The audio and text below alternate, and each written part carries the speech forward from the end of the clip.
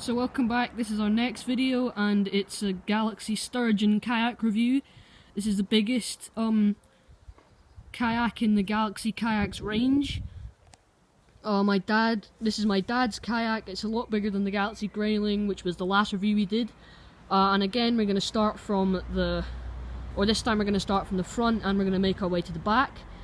We're going to run through everything here, we're going to give you the specs. And so let's get started. So at the front here, there's another, jeez, I can't open that. There we go. So this is a drainage hole, so basically tip it up on its end. If there's water in your kayak, the water will drain out, which is a brilliant feature. The next thing is this drag handle. This one doesn't feel as sturdy as the one on the Galaxy Grayling. I'm sure it's pretty strong though. It doesn't have the finger integrated little grooves, but it still fits your hand really nicely. I mean, it doesn't really matter. It's a good little piece of kit. Now these are the kind of like grab ropes. If you fall off, these run all the way along the kayak, and basically if you fall in the water, grab this and you can get back on your kayak safely. The next thing is this big storage compartment. It's a big rubber seal, and this one, unlike the Grayling, this is a black dry bag. This is much bigger. This dry bag is much bigger. Obviously, you know, we've not tested these yet. We've just got them. I wouldn't go putting anything in there unless you were going camping, maybe a sleeping bag or something. Make sure that the seal is always sealed on. So that's the next thing. You can just put it back in there like that, and it's just literally, you push it on, and you make sure it's sealed on all the way around. You don't want to leak, and it looks like a pretty sturdy seal. Ugh. Just trying to get it back on right here. Okay, so the seal's back on. Moving a little bit further up, this is like a sort of almost a mount rail. You get 4 of these. These are like, you can put all sorts in them. We're not really experts at the moment, but you can put I think they can do for like fish finders and everything like that, and GPSs. So that's really good.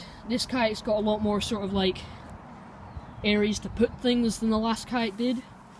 So further up, this is basically, these are adjustments for the rudder, so we'll get to the rudder later. But this is another storage compartment, and it's got like integrated rulers on either side, so you can see, if you catch a fish, you can see if it's legal.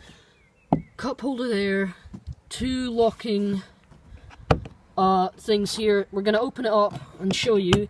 And then there are more of these little mounts, and there are loads of holes where you can drill things. It's another rod holder mount.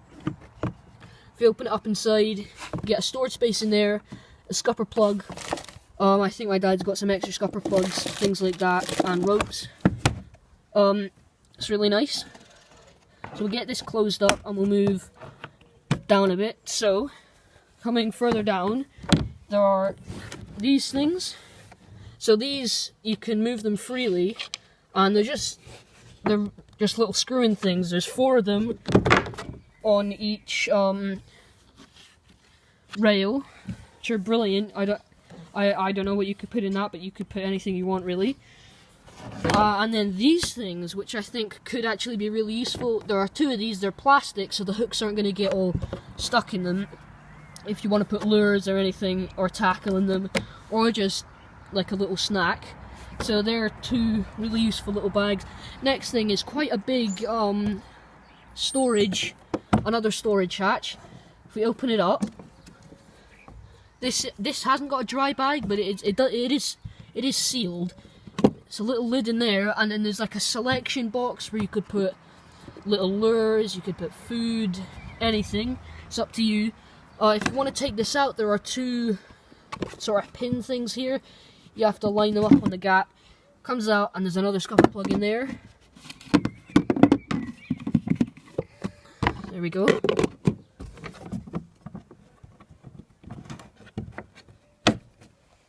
There are 2 more plugs for draining. I think they've been taken out at the moment because it rained and there was some water in it. And it does come with like a full seat. This one is like a pad for your bum and a backrest, so it's more than you got on the grayling. Obviously this one is £600 and the grayling is £200, so the grayling's a cheap option. This is the more top of the range Galaxy kayak. Yeah, 2 more plugs there. Then we've got the paddle here. The paddle's slightly bigger than the paddle on the grayling. It looks perfectly good quality. There are little paddle hook things here. You just take that bungee, loop it onto that. 2 more handles for if you capsize. They're on either side. 2 D-rings there, 2 D-rings there. Next up, I'm jealous of these. I wish I had these. Are rod holders. You can just put them in there. A good idea is to maybe put a little bit of like PVC pipe in there, because I don't think they go too deep. I wouldn't really 100% rely on them, but those are some rod holders. There's a little groove in here and there are 2 screws on either side of it, and I'm thinking that this could be like, you could have clips and you could put your paddle in there. It doesn't come with these clips or whatever you put in there, but it's a groove for your paddle and you could secure it how you like. It doesn't come with this trolley, that's an add-on. Next up, 2 more of these sliding rails. Another, is this 3 or 4 of these things?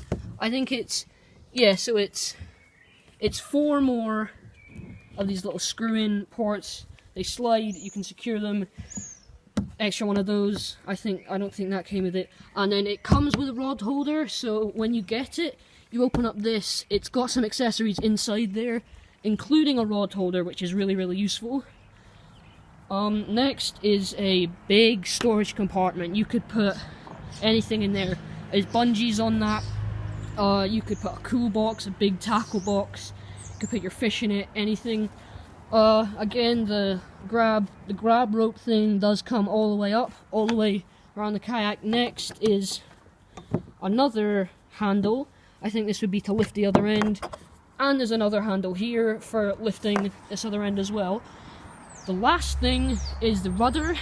Now, where is it? Yeah, this, so there's a rope here. This grab handle is also used for actually moving the rudder up and down. So you pull this, there are 2 little beads here. If you pull them, the rudder moves into the water, and then this goes into the boat. You can see if I flick this, it moves that a little bit. Basically what you do is you'd push on those with your feet and it'd basically just make the rudder go in, and you can set it wherever you like.